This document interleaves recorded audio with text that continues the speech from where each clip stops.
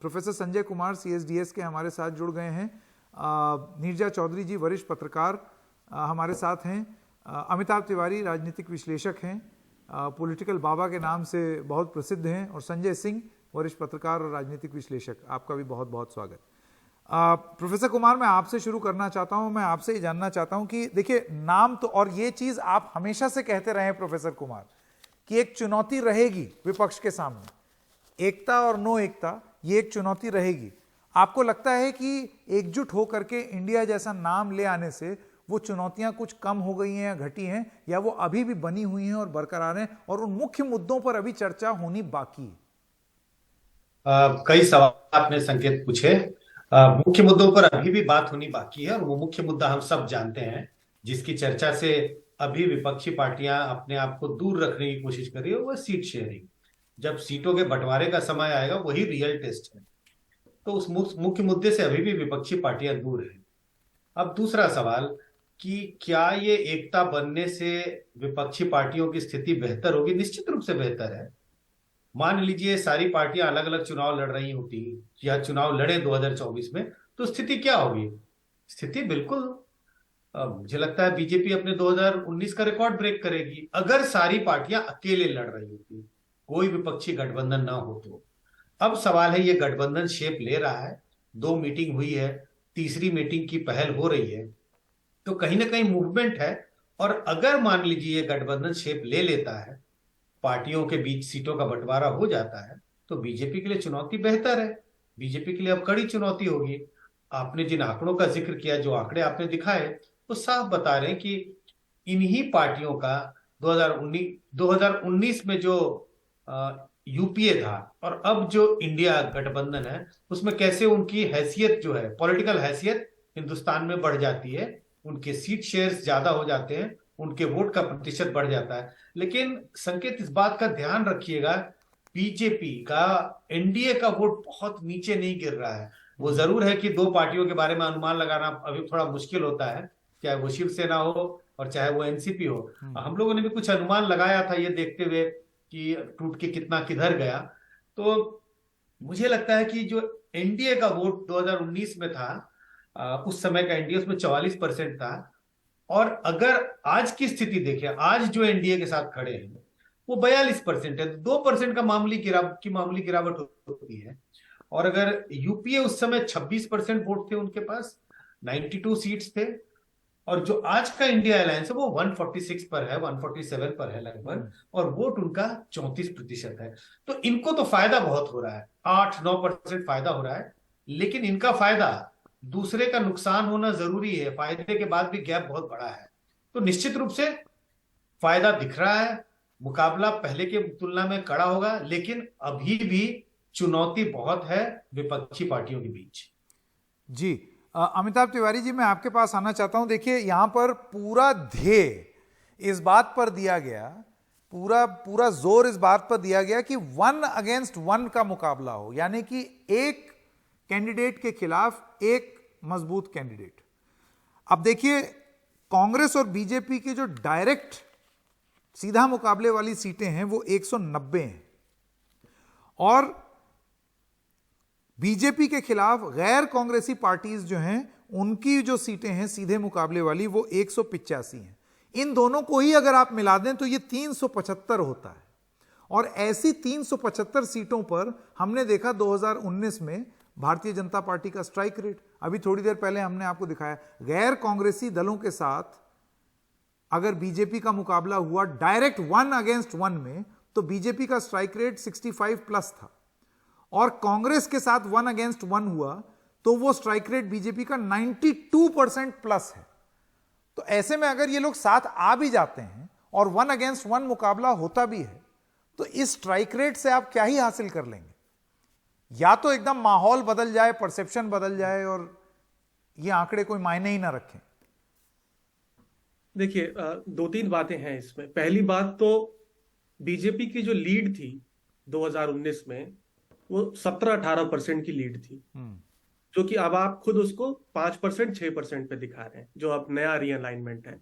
40% BJP versus 35-36% India alliance. हाँ। अब 2 blocks हैं, 190 का एक ब्लॉक है और 185 का एक ब्लॉक है। 190 का जो ब्लॉक है वहां पर जो बीजेपी का लीड था in terms of vote share against Congress 15% का लीड था, और वहां पे तीसरा दल जो है, जो भी था तीसरा दल, उसका अगर एवरेज करेंगे वोट शेयर तो वो 4 से 5% होता है। तो इसका मतलब है कि वहां पर ऑपोजिशन यूनिटी हो भी जाती है, 1 वर्सेस 1 हो भी जाता है, तो उसका कोई खास फायदा कांग्रेस को होता हुआ नहीं दिखेगा, क्योंकि कांग्रेस को अपनी लड़ाई वहां पे खुद लड़नी है। हाँ, हालांकि एक बात जरूर है कि वहां पे 19 सीटों पे विक्ट्री मार्जिन जो था, 19 सीटों पे जो थर्ड पार्टी थी उसका जो वोट शेयर था वो विक्ट्री मार्जिन से ज्यादा था, और उसमें से 15 सीटें भाजपा जीती थी। यानी तीसरे प्लेयर ने 15 सीटों पे खेल बिगाड़ा था कांग्रेस का। अब आ जाते हैं हम 185 सीटों के आपके डिस्कशन पे। 185 सीटों में बीजेपी का जो लीड था वोट शेयर का वो 7% का है, 7 to 8%। और वहां पे इंटरेस्टिंगली जो थर्ड पार्टी थी, जो भी थी, उसका एवरेज वोट शेयर 7.5-8% है। यानी यहां पे अलायंस का जोर दिखेगा। यहां पे 88 सीटों पे कांग्रेस थर्ड थी, 88, और 55 सीट्स पे जो थर्ड पार्टी का जो वोट शेयर आया था वो विक्ट्री मार्जिन से ज्यादा था। यानी 55 सीटों पे तीसरे खिलाड़ी ने या तो बीजेपी या तो गैर कांग्रेसी दल जो थे, रीजनल पार्टीज जो थे, उनका गेम बिगाड़ा था, और यहां पे 35 सीटें भाजपा जीती थी इन 55 में से। यानी थ्योरेटिकली अगर सिर्फ इस अलायंस के बेसिस पर 35 सीटें 185 के ब्लॉक में से और 15 सीटें 190 के ब्लॉक में से अगर वोट ट्रांसफर हो जाता है सीमलेस इन विपक्षी दलों का, और 1 to 1 होता है, तो 50 सीटें जो हैं वो एक क्लोज कॉन्टेस्ट के दायरे में आ जाती। बिल्कुल, ये बात आपकी मैं समझ गया अमिताभ तिवारी जी, लेकिन देखिए ये तो ये मान के चलना हुआ नीरजा चौधरी, ये तो ये मान के चलना हुआ कि उधर वोट कंसोलिडेशन होगा और एनडीए के लिए नहीं होगा, क्योंकि उन्होंने भी तो अपने गठबंधन किए हैं। तो ये जो छोटा छोटा एक आंकड़ा इधर 2000, 3000, 5000, इस तरीके का कंसोलिडेशन तो एनडीए भी कर लेगी 1 against 1 में। देखिए, हर चीज निर्भर करेगी कि ग्राउंड कितना शिफ्ट किया है पिछले 5 साल में। क्या ओपिनियन एनडीए के खिलाफ हो रहा है, क्या लोग नाखुश हैं, नाखुश से नॉट गुड इनफ, नाराज हैं, आक्रोश है उनमें। बहुत चीजें उस पर निर्भर करेंगी। आज वो आक्रोश तो दिख नहीं रहा। अब सीएसडीएस के संजय जी यहाँ है, सीएसडीएस ने जो सर्वे किए थे उसमें बताया गया कि मोटा मोटा नरेंद्र मोदी की पॉपुलैरिटी कायम है और भाजपा भी 1-2% बढ़ी है पॉपुलैरिटी में। बट सवाल है कि कांग्रेस 10% बढ़ी है आगे अपनी पॉपुलैरिटी में। तो कांग्रेस का एकजुट हो जाना, कर्नाटक में एकजुट होना, छत्तीसगढ़ में एकजुट होना, जो उनकी लड़ाइयाँ थी, राजस्थान में एकजुट होना, महाराष्ट्र में वो कोशिश कायम है, और भारत जोड़ो यात्रा का भी कुछ इम्पैक्ट हुआ है, वो उसमें दो राय नहीं है। अब कांग्रेस का ऑर्गेनाइजेशन कई स्टेट में बहुत ही कमजोर है, उनकी मेन चुनौती वो है।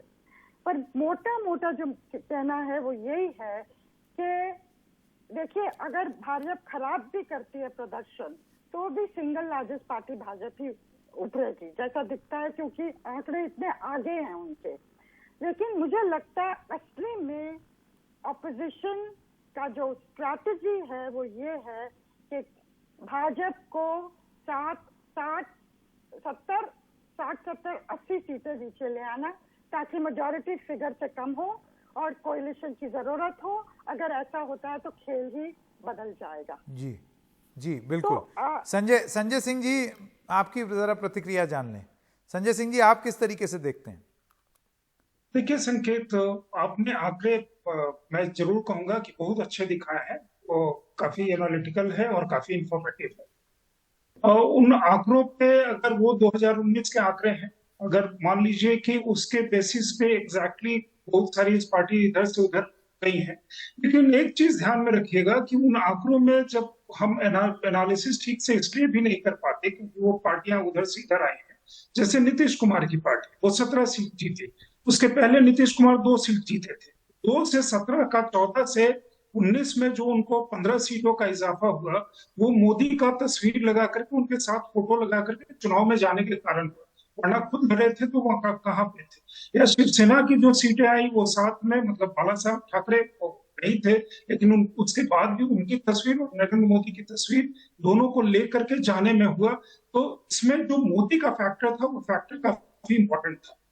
ये जो मान लीजिए ये अभी के वर्तमान लोकसभा की स्थिति है, अगर मान लीजिए इस कुनबे के हिसाब से भी चले, मतलब अगर इसी स्टेट के हिसाब से चले, तो वो स्टेट के हिसाब से अगर अनलेस अनटिल कि कोई नेता जिसका देशव्यापी अपील हो, मान लीजिए राहुल गांधी का अगर वो चुनाव नहीं भी लड़ते, देशव्यापी अपील है, तो अगर उनकी तस्वीर लगा करके इंडिया जाता है या ममता बनर्जी का जाता है, तो क्या वो कहीं भी वो अपने वोट या सपोर्ट या उनकी क्रेडिबिलिटी किसी और को पार्टी को वोट ट्रांसफर कर सकती है क्या?